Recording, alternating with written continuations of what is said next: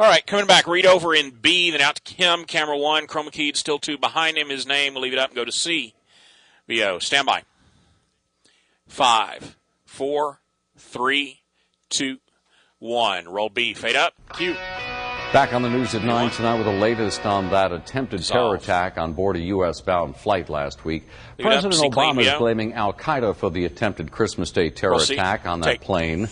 In his weekly address, the president directly linked 23-year-old suspect Omar Farouk Abdul Muttalib to a Yemen-based branch of al-Qaeda. Roll A, dissolve. It appears that he joined an affiliate of 11 al-Qaeda seconds, and the headed for America. al-Qaeda VO in the continues. Arabian Peninsula. Trained him, equipped him with those explosives, and directed him to attack that plane headed for America. Q. Mr. Obama says the group has bombed Western hotels, restaurants, and embassy, killing one America in 2008. So the president has made a priority now to strengthen our relationship with Yemen and will work with them to strike al-Qaeda terrorists. And a little over a week after that attempted terrorist attack, there was a scare on a flight from St. Louis. United Flight 7445 had to come back to the airport just 15 minutes after it took off. There was a problem with computers during check-in, and after the plane took off, one of the passengers came up on the TSA's watch list. So unsure if the passenger on the plane was the person on the list, the airline brought the entire flight back. We'll see. Dissolve. I think the system worked. Obviously, we would prefer not to bring an airplane back. And did that this time. VO continues, wiping to A with, stand by his mic. We went ahead and did that this time. Q. Once agents confirmed it was not the same person, the flight once again took off for Chicago. Police took a man into custody after he locked himself in a bathroom at the Seattle airport and claimed to be armed. It's all it happened last night at Seattle Tacoma International. Federal officials are now considering filing charges against the man. Police say it all started when the man went into a small one-room family restroom and refused to come out. Passengers say this entire situation is very confusing. Will be dissolved. I don't see why anybody would want to act crazy in the airport nowadays. I mean, it's already hard enough to travel.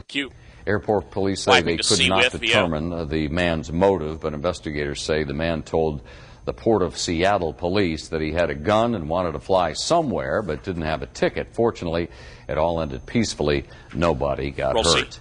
In Oregon, a man is being called a hero after he saved 3 fishermen from drowning. Yesterday, the 3 men decided to go on a New Year's Day fishing trip to a river. They drove their waterlogged SUV to the outermost point of the river, where it then died. Suddenly, rain started pouring, causing the river to swell, and that's when their SUV became submerged in rising river water. We were up to our necks in water basically already. I tried to open the door, and it wouldn't open because of the pressure of the current.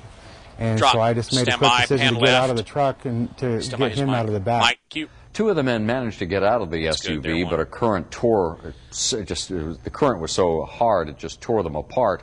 The other man stayed inside the vehicle. Fortunately, a man nearby rushed to their rescue on his boat after he saw they were in trouble. The Good Samaritan made sure that all 3 made it to shore safely. Well, back home every Christmas we get gifts that replace old items that we have, and oftentimes we just throw the old ones out. But if you now have an extra computer, don't just toss the old one into digital purgatory. 39's Jason Valentine has a careful way and a helpful way that you can re-gift yesterday's computer for a child's tomorrow. We'll see. Take track. A fixer-upper to some. All right, this runs 1:30 for Super at 17. People at CompuDopt. In the Heights, Jason Valentine, 39 News. Thank you. Heading around the world now to Pakistan, where the number of people killed from a suicide bombing continues to climb tonight. Police say an attacker drove onto a field where a crowd had gathered to watch a volleyball game. He then blew up his car, killing at least 96 people and leveling over 3 dozen homes. Police believe the 550 pounds of explosives were actually intended for a meeting of tribesmen who supervise a local anti-Taliban militia. None of the elders at the gathering were killed. The New Year's Day attack was one of the deadliest in that country in more than 2 months. We'll see. Right. In India, fog and power failure is to blame for 2 deadly train collisions. Drop that. 6 passengers died, 27 were hurt in the 2 separate collisions in northern India today. Both crashes involved one train rear-ending another, and each happened within an hour of one another. India's massive rail network has a poor safety record. The country had 117 train accidents just last year. And Brazil is in the midst of cleaning up and searching for bodies after a New Year's Day mudslide. The mudslides were triggered by 10 inches of rain that the country has received since Wednesday. An upscale island resort had one of the bigger mudslides, causing a giant piece of the mountain to literally collapse on top of it. At least 26 people killed as a result. Today, large numbers of rescuers search for survivors. Nearly 80 other mudslides have been reported throughout that region in recent days. Well, the first decade of the 21st century is now over, and it certainly was a decade of change. Among the biggest changes, the ways we use technology in our everyday lives. Frederica Whitfield has the story. We'll see. Take track. All right, stand by. Standard out. Poll question. How do we know that? We Googled it. Frederica Whitfield, Atlanta. Relay, take cue. And it all brings us to tonight's poll question. We want to know from you, what is your favorite tech advance of the last decade? Tell us by texting 1 for HD television, 2 for iPhones or Blackberries, 3 for GPS, or 4 for YouTube. Text your answer to 39239, and we'll have the results for you tomorrow on the news at 9 o'clock. Roll D, take.